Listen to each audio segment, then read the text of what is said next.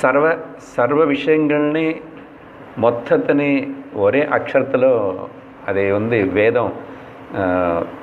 வேதத்துடைய சாரம், காயத்ரி மந்திரத்துடைய சாரம், எல்லாத்துடைய சாரம் மொத்தம் கொண்டு வந்து ஓம்காரத்தில் வச்சுருக்காங்க.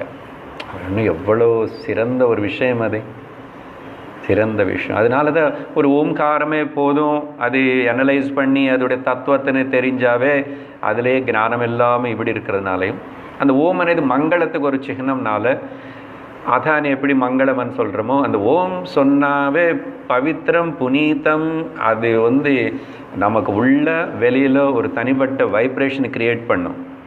அதனால தான் எந்த ஸ்லோகம் எந்த மந்திரம் சொன்னால் ஆரம்பத்தில் ஓம் சொல்லி தான் ஆரம்பிப்போம்.